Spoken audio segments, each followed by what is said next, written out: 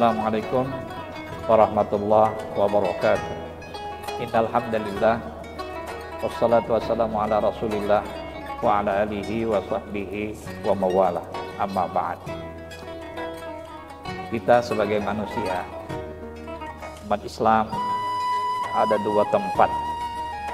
Ada tempat kita di alam syahadah, yakni alam dunia, di mana jatah usia kita diberikan oleh Allah Subhanahu wa taala. Ada satu tempat setelah dunia yang diberikan oleh Allah kepada kita, ialah alam akhirat atau alam kubur. Di dalam sebuah riwayat disebutkan bahwa kubur itu memanggil kita, memanggil umat Islam ini satu hari satu malam sebanyak 5 kali. Apa yang disampaikan oleh kubur kepada kita? Yang pertama adalah kubur menyatakan, ana baitul wahdah, saya tempat tinggal menyendiri, saya tempat tinggal kesendirian. Oleh karena itu siapapun dia, ketika dimasukkan dalam kubur, maka dia dalam keadaan sendiri. Maka kata ulama mengatakan, temani dalam kesendirianmu di dalam kubur itu bitilawatil Quran, orang-orang yang selalu membaca Al-Quran. Oleh karena itu, bagi kita umat Islam yang senantiasa membaca Al-Quran, maka insya Allah kita ketika meninggal dunia dan berada dalam alam kubur, maka Al-Quran akan selalu menyertai dan membersamai kita di dalam kubur, tidak menjadi orang yang menyendiri atau ketersendirian. Ikhwana fillah rahimakumullah. Lalu yang kedua, kubur itu menyampaikan kepada kita ialah, ana baitul zulmah, saya tempat tinggal yang gelap gulita, di bawah tanah, tidak ada cahaya sama sekali.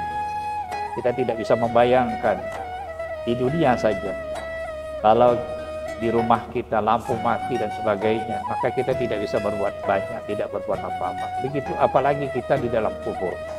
Maka kubur menyatakan kepada kita, fanawwiru bi sholatil lail, orang yang selalu sembahyang malam, mengerjakan ibadah pada waktu malam, maka itulah nanti yang menjadi cahaya bagi kita di dalam kubur, ketika dalam suasana yang gelap gulita di alam kubur kita. Ikhwana fillah rahimakumullah. Lalu yang ketiga, kubur berkata kepada kita, ana baitul turab, saya rumah tempat di mana kamu meninggal dunia, dibaringkan di atas tanah itu. Maka tidak ada alas, tidak ada kasur, tidak ada selimut, tidak ada bantal, semua beralaskan tanah. Oleh karena itu, kubur mengingatkan kepada kita, hendaklah fa'mal bil a'malis salihah, orang yang beramal amal saleh. Maka setiap amal saleh yang kita lakukan di dunia, itulah nanti yang akan menjadi kasur, yang menjadi selimut, yang menjadi bantal, sehingga kita tidur di alam kubur itu selalu ditemani oleh tempat tidur kita yang nyaman, enak. Tempat tidur yang nyaman dan enak itu ialah amal saleh. Orang yang hidupnya selalu beramal saleh, maka insya Allah alam kubur, tanah, akan disediakan oleh Allah tempat tidur mereka, tempat mereka bersandar, dan tempat mereka istirahat. Kaum muslimin dan muslimat rahimakumullah. Lalu yang keempat, kubur mengatakan kepada kita, ana baitul afa, saya tempatnya para binatang, kalajengking, ular dan segalanya yang akan menggigit setiap makhluk yang akan masuk ke alam kubur, yang akan menjadikan makanan di alam kubur di bawah tanah itu.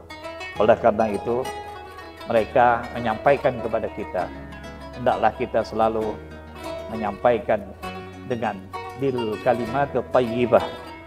Orang-orang yang suka mulutnya dibasahi dengan kalimat-kalimat thayyibah, dengan ucapan bismillah, ucapan alhamdulillah, ucapan as-syukrulillah, ucapan la haula wala quwata illa billah, ucapan subhanallah, ucapan takbir dan segalanya.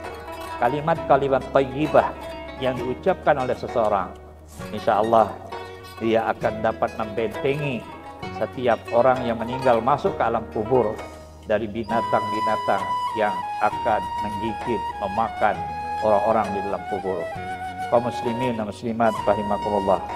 Lalu yang terakhir, kubur menyampaikan kepada kita, ana baitus su'al. Saya tempat di mana pertanyaan-pertanyaan malaikat yang disampaikan kepada kita. Maka tidak ada pertanyaan yang sulit kecuali pertanyaan alam kubur. Oleh karena itu, Rasulullah Shallallahu Alaihi Wasallam mengajarkan kepada kita agar kita termasuk orang yang bisa menjawab semua pertanyaan malaikat di alam kubur. Ta'aksiru biqauli la ilaha illallah. Orang yang dalam hidupnya banyak mengucapkan la ilaha illallah, maka la ilaha illallah itulah nanti yang akan memberikan jawaban setiap pertanyaan malaikat di alam kubur kita. Mudah-mudahan pembelajaran kubur kepada kita menjadikan kita hamba-hambanya yang senantiasa ingat kepada Allah Subhanahu wa taala. Wal afu minkum wallahul muwaffiq ila aqwamit thariq. Assalamualaikum warahmatullahi wabarakatuh.